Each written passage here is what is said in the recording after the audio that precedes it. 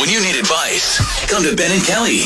It's group therapy on 99.7 DJX. All right, so to describe what group therapy is, it's a place where you can send us messages. We'll toss it out to our listening audience and try to get you some resolution from people who don't have a dog in the fight, you know? Yeah, unbiased advice. Yeah, and I said that specifically for this reason, where this bride is just wondering, is she the jerk? Yeah, so this was posted on Reddit, and I thought it was pretty interesting. A bride and her fiance, been together for 5 years. Now they're planning their wedding. And she said, when planning, we decided on a child and pet-free-ish wedding. Mm-hmm. She said, my sister, who's 21, has a psychiatrist service dog for bipolar and depression. Okay. She's got this dog a little over a year ago. It's a golden retriever. Well, my fiance was attacked by a golden retriever when he was 11. What? It wasn't physically severe, but it did affect him mentally, and he had to go to therapy to be comfortable around dogs again. Okay. He's fine now around all dogs but golden retrievers. Okay. He stays away from them in public, but when he comes near one, it can cause legitimate panic. Now, my fiance has met her sister's dog, but it was a traumatic experience. She said my sister secretly brought the dog and kept holding the dog toward him and wouldn't let him leave, resulted in a panic attack. Okay. So when telling my family about the wedding, my sister started talking about how she was going to buy this bow tie for a dog to wear at the wedding. We were at our house. Her dog wasn't there. Mm-hmm. My fiance brought up his discomfort. I backed him up, telling her that her service dog could not come. So she is now wanting to know if she was in the wrong for not allowing her sister to bring her service dog to the wedding.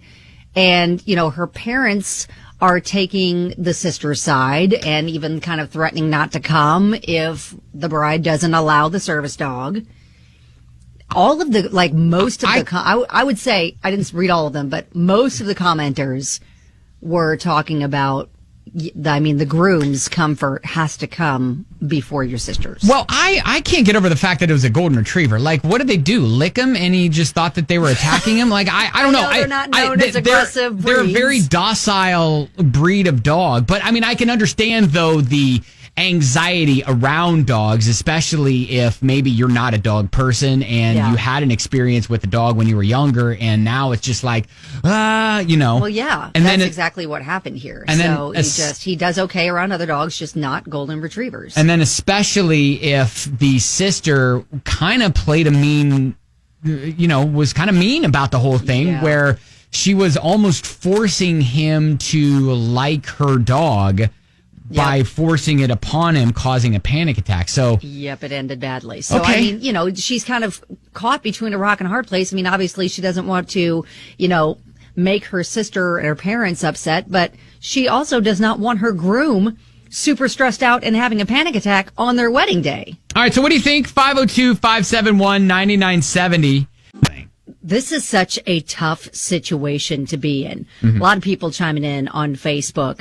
Hannah said there's a difference in a trained service dog and an emotional support dog. You can get a trained and certified service animal for behavioral needs, but they're a lot of money. Having an emotional support animal that you've trained to recognize your stressors is totally different. That being said, maybe it was picking up on his anxiety and the situation was misinterpreted. The sister with the animal has plenty of time to prepare and get accommodations lined up with the providers to get, other options for that day, as well as to try to come up with a plan to have the dog available if needed. Okay. So, Terry, your quick thought? I'm kind of mean, but I think her fiance's a little bit of a sissy. That's just my comment. Sorry. Oh, okay, so you're saying, you know what, no big deal, have the sister bring the emotional support dog. I do believe so, yes. It's an emotional support dog. Yes, let her bring it. Okay, thank you, Terry. All right, thanks. Have a great day. Hey, Brandy, so what's your take on this? So my husband and I both just heard the situation, and we're avid dog lovers anyway, so we really just felt like something is fishy about the story and the amount of panic with this fiancé anyway, and that, yes, we do kind of feel like the bride-to-be is being absolutely ridiculous. This is her sister. She knows her sister has this dog and why she has this service dog, who, by the way, is trained for these things. Right. So I'm totally with the parents and totally with the sister on this one. Okay. Brandy, I appreciate it. Thanks. Hey, Debbie. So what is your thought?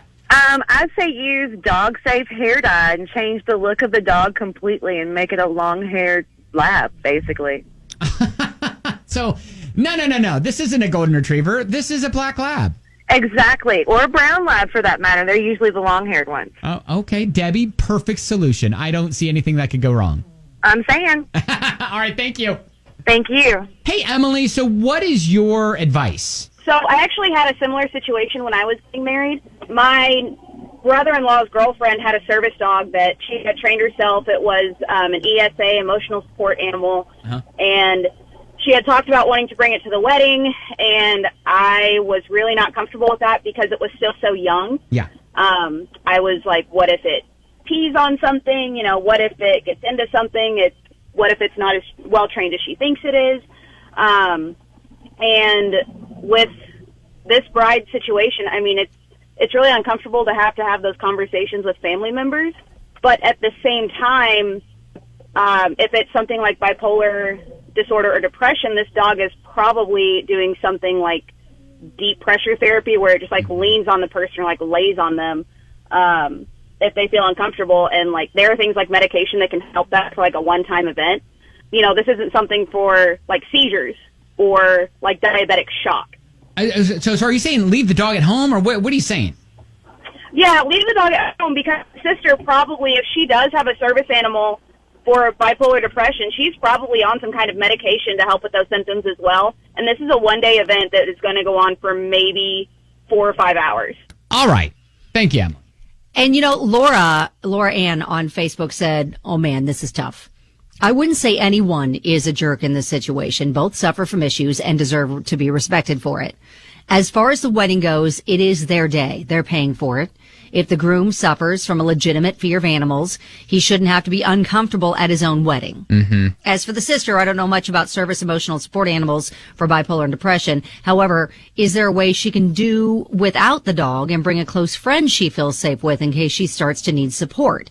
I would think the joy of seeing her sister being married would outweigh a little of the anxiety. But again, I don't know what triggers she suffers from. But if she's been places without her dog, like, you know, she goes to her sister's house without the dog and is fine, and then seemingly mocked her future brother-in-law with her dog, she should attend without it. And hopefully there's some sort of compromise where everyone can enjoy the day. Yeah, I think I would have been on board with the sister bringing the dog as an emotional support and saying, look, you know, this is needed.